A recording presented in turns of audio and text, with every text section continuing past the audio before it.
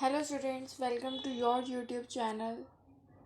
आज मैं आपको चैप्टर नंबर 7 स्टार्ट करवा रही हूँ, अकाउंटिंग फॉर ओवरहेड। इसमें ओवरहेड, अकाउंटिंग फॉर ओवरहेड में हम क्या चीज़ पढ़ेंगे? ट्रीटमेंट पढ़ेंगे और क्लासिफिकेशन। क्लासिफिकेशन का इम्पॉर्टेंट क्वेश्चन बनता है क्योंकि चैप्टर ही मेन उस पर है, और ट्रीटमेंट का एक क्वेश्चन बनता है। तो देखिए, चैप्टर स्टार्ट करने से पहले ना, उससे पहले मैं आपको ना ओवरहेड बताऊंगी। ओवरहेड मैंने पहले फर्स्ट चैप्टर में इंट्रोडक्शन देते टाइम में मैंने आपको समझाया था ओवरहेड होता क्या है। इसमें मैं आपको फिर क्लियर करी, ओवरहेड होता है इनडायरेक्ट एक्सपेंसेस। इनडायरेक्ट एक्सपेंसेस मतलब जो खर्चे, जो खर्चे जो एक पर्टिकुलर, एक स्पेसिफिक डिपार्टमेंट से रिलेट नहीं करता। जैसे आपको खर्चा, जैसे प्लानिंग ऑर्गेनाइजिंग आपने पढ़ा क्या ना, प्लानिंग ऑर्गेनाइजिंग इस आपने सारे डिपार्टमेंट पढ़ रखे हैं। उसके बीच में प्लानिंग करने में जो खर्चा हुआ वो हम प्लानिंग डिपार्टमेंट में डायरेक्टली पता चलता है प्लानिंग से रिलेटेड खर्चा है, तो हम प्लानिंग में डाल देते हैं, ये उस डिपार्टमेंट का खर्चा है। कुछ खर्चे रह जाते हैं जैसे कि जनरेटर, ये किसी पर्टिकुलर डिपार्टमेंट में नहीं आता, तो हम उसको, वॉचमैन का एक्सपेंस, ये पर्टिकुलर एक डिपार्टमेंट में नहीं आते खर्चे, ऐसे बहुत सारे खर्चे हैं। तो उसके लिए ना इनडायरेक्ट एक्सपेंस बनाए गए हैं, उसे कहते हैं ओवरहेड। कोर्स की लैंग्वेज में क्या कहते हैं? ओवरहेड कहते हैं। तो ठीक है, इसमें ओवरहेड में क्या क्या आता है? Indirect material, indirect labour, indirect expense. इन तीनों को, एक खर्चों को ऐड करके क्या बनता है? ओवरहेड बनता है। आई होप सो आपको ये ओवरहेड का मीनिंग समझ आ गया होगा। तो देखिए, यहाँ पे मीनिंग और डेफिनेशन लिखी हुई है। मीनिंग एंड ओवरहेड, ये डेफिनेशन लिखी हुई है, अंडर ये कोर्स अकाउंटिंग स्टैंडर्ड 3 के अंदर आता है। और यहाँ पे मीनिंग देखिए, thus overhead are those indirect cost which can not be directly related to a specific product, job और प्रोसेस। मैंने अभी आपको कहा, कोई भी ऐसे खर्चा, ऐसा एक्सपेंस जो एक डायरेक्टली किसी डिपार्टमेंट से रिलेट नहीं करता, स्पेसिफिक प्रोडक्ट, कोई भी एक प्रोडक्ट या कोई एक जॉब, कोई प्रोसेस हो, वो डायरेक्टली किसी डिपार्टमेंट से, खर्चे से रिलेट नहीं करता। Okay, because they can not be attach A market specific, क्योंकि उसका कोस्ट सेंटर कोई एक स्पेसिफिक, यहाँ पे कोस्ट सेंटर कोस्ट की लैंग्वेज में कहते हैं, वैसे इजी लैंग्वेज में समझो तो डिपार्टमेंट भी कह सकते हो आप। ओके, और ये टॉपिक इतना पढ़ने की नीड नहीं है जितना मैंने आपको जितना पढ़ा दिया है सफिशिएंट है, ये सब कुछ करने की नीड नहीं है। आगे देखिए, ओवरहेड अकाउंटिंग। ओवरहेड अकाउंटिंग में यहाँ पे ये कह रहा है कि ओवरहेड अकाउंटिंग, यही हम पढ़ रहे हैं, ये दो टाइप में क्लासीफाई की गई है। एक चैप्टर तो इसका जो फर्स्ट है, classification, codification, collection of overhead, ये चैप्टर नंबर 7 है जो मैं पढ़ा रही हूँ। ये तीनों चीज़ें इस चैप्टर में पढ़ेगी, चैप्टर नंबर 7 में। और जो ये वाला है ना, चैप्टर नंबर 8 में पढ़ेगी। ये चैप्टर 7 में और ये चैप्टर 8 में पढ़ेगी, ठीक है। और ना इन दोनों चैप्टर में इम्पॉर्टेंट चीज़ है, इसमें ना मेथड्स इम्पॉर्टेंट है इसके, कि मेथड पूछे जाते हैं अक्सर, कि explain the method of classification के मेथड बताओ, कोडिफिकेशन के मेथड एक्सप्लेन करो, कलेक्शन ऑफ ओवरहेड के मेथड एक्सप्लेन करो, ऐसे ही इसमें पूछा जाता है। तो देखिए, इस चैप्टर में भी मैं आपको क्लासिफिकेशन, इस वीडियो में आपको क्लासिफिकेशन ऑफ ओवरहेड के समझाऊंगी। तो देखिए, क्लासिफिकेशन ओवरहेड कितने में क्लासीफाई है? क्लासिफिकेशन का मतलब तो पता ही होगा, क्लासीफाई करना, अलग अलग, मतलब डिवाइड करना ओवरहेड को एक अलग अलग डिपार्टमेंट में। इसमें 4 में डिवाइड है, एलिमेंट में, फंक्शन में, बिहेवियर में और कंट्रोलेबिलिटी में। 4 में हम एक एक करके पढ़ते हैं, एलिमेंट वाइज क्लासिफिकेशन क्या होते हैं। First element of classification, indirect material cost. इसको भी आगे एलिमेंट वाइज क्लासिफिकेशन में भी 3 पार्ट में डिवाइड किया गया। पहला कौन सा है? Indirect material cost. Indirect material कौन सा, आपको क्या समझा रहे मटेरियल से? दोज कॉस्ट जो मैन्युफैक्चर प्रोसेस में जो आती है ना, फिनिश गुड तो नहीं बना पाती, लेकिन वो जो मैन्युफैक्चरिंग में जो प्रोसेस आते हैं ना, वो जो उसके बीच में खर्चा होता है, उसे मटेरियल कॉस्ट कहते हैं।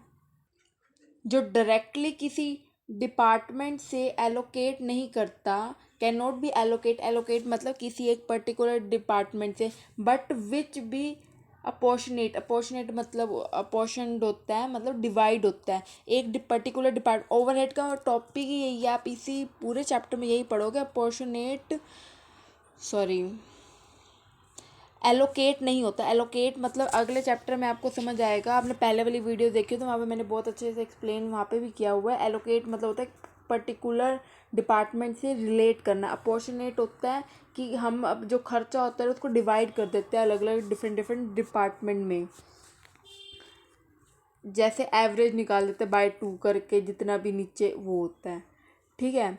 और ये पर्टिकुलर कोई को सेंटर से रिलेट नहीं करता, जैसे कि क्या क्या आता है मटेरियल में, लूज टूल हो गए, कॉटन वेस्ट हो गया, ये आता है, ये एग्जांपल है मटेरियल की। अब अगले में क्या आता है, मटेरियल लेबर कॉस्ट में क्या आता है, जो वेजेस और सैलरीज होती है जो डायरेक्टली एलोकेट नहीं करी जाती, उसमें कौन सी, जिनकी किन की सैलरी है डायरेक्टली नहीं होती।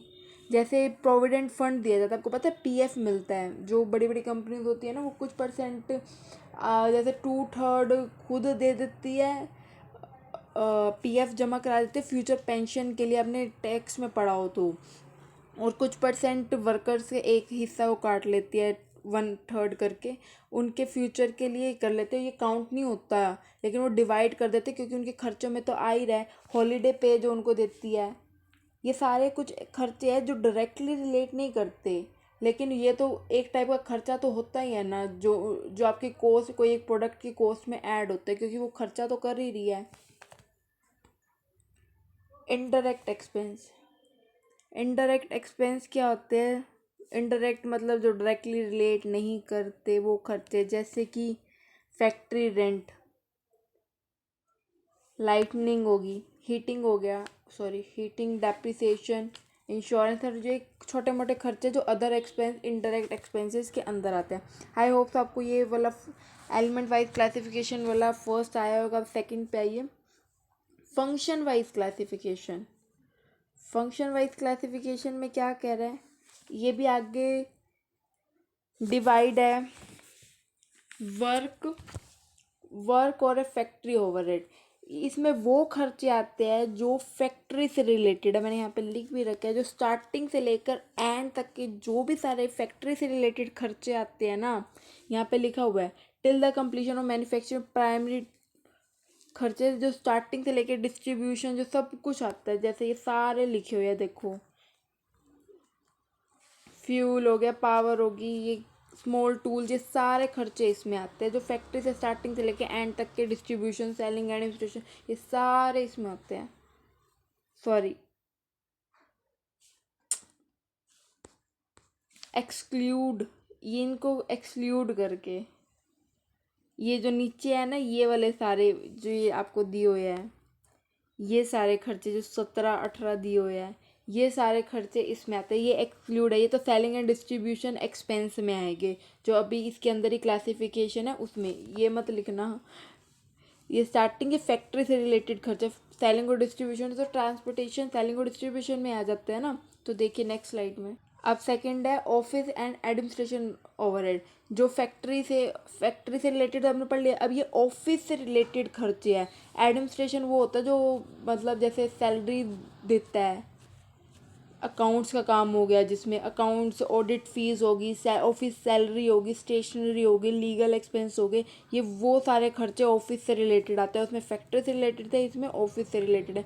अब इसमें आएगा सेलिंग ओवरहेड के अंदर, जो सेलिंग करने में हमारे को खर्चे लगते हैं। एडवर्टाइजमेंट सबसे बड़ा खर्चा होता है, सेल्स इंसेंटिव्स देना, प्राइस लिस्ट करना, सैलरी कमीशन देना, ट्रैवलिंग एक्सपेंस देना, सेल्समैन की जो वो होती है एक्सपेंसेस उसे देना, विंडो ड्रेसिंग देना, ये सब कुछ। और डिस्ट्रीब्यूशन ओवरहेड में क्या आता है,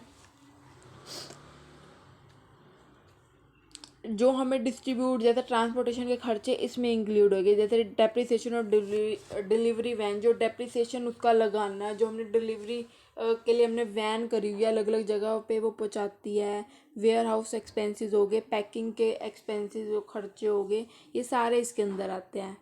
आई होप तो आपको ये सेकंड भी क्लियर होगा। अब इसमें आता है third, classification according to behaviour.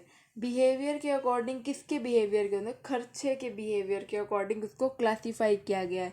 जैसे कि फिक्स्ड, ये ना 2-2 नंबर में भी 8 नंबर में भी ऐसा पूछा जा सकता है। फिक्स्ड क्लासिफिकेशन बताओ हमें, सेमी वेरिएबल एक्सपेंस एक्सप्लेन करो। अगर आप इसके पीछे ना क्वेश्चंस आते हैं बुक के पीछे, चैप्टर वाइज, चैप्टर के पीछे जब चैप्टर खत्म होता है लास्ट में लॉन्ग शॉर्ट क्वेश्चंस आते हैं ना, वहाँ पे ये पूछा गया है। तो आ भी सकता है, आया नहीं है, डायरेक्टली ये पूछा गया है क्लासिफिकेशन ऑफ ओवरहेड बताओ आप।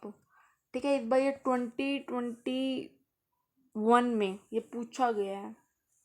ठीक है, जो ये 2020 से 2021 वाला सेशन है ना, उसमें एक क्वेश्चन आया हुआ था इस चैप्टर में से।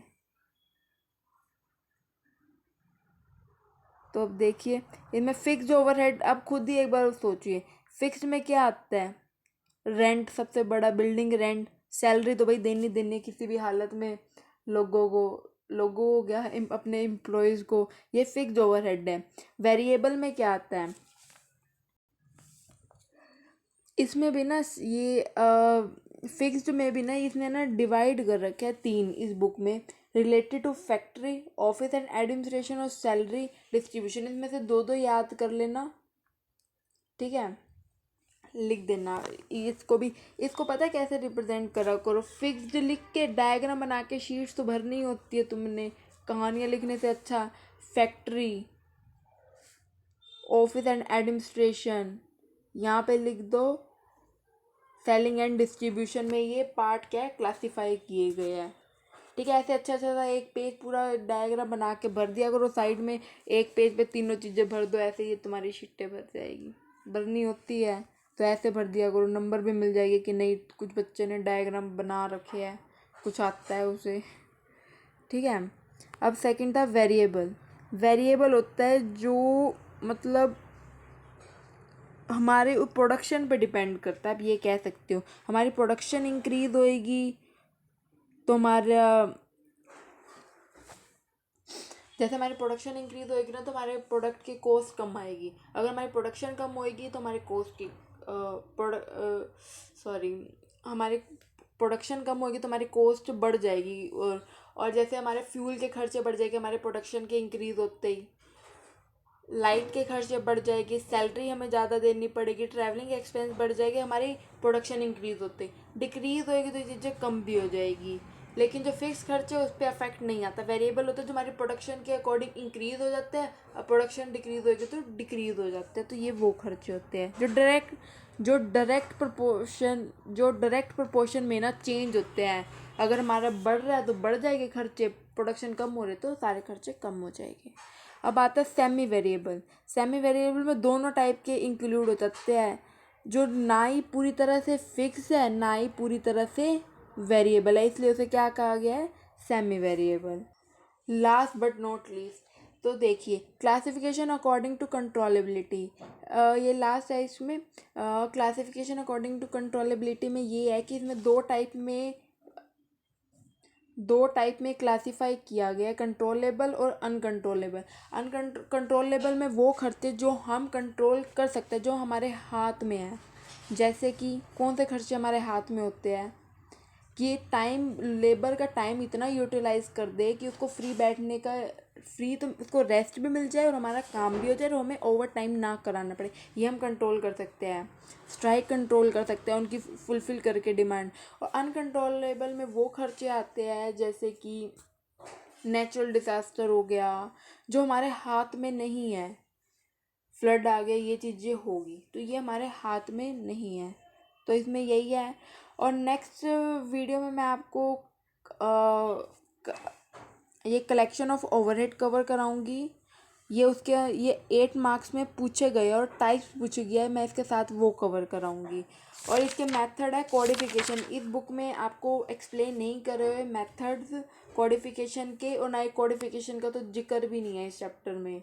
और यहाँ वहाँ पे क्लासिफिकेशन में था, बट मैं आपको कवर कराऊंगी। पूछा जाता है, हर यूनिवर्सिटी को देख के मैं आपको करा रही हूँ, वहाँ पे पूछा जाता है, आप सब करके जाना, बाय चांस की बात है आ जाए। लेकिन ये मेरे पास जो एम एल अग्रवाल की बुक है इसके अंदर एक्सप्लेन नहीं है, बट मैं आपको फिर भी कराऊंगी, या मेरे को नहीं दिखा बट मैं आपको फिर भी कराऊंगी, हो सकता है इसके अंदर हो बट मेरे को नहीं दिखा।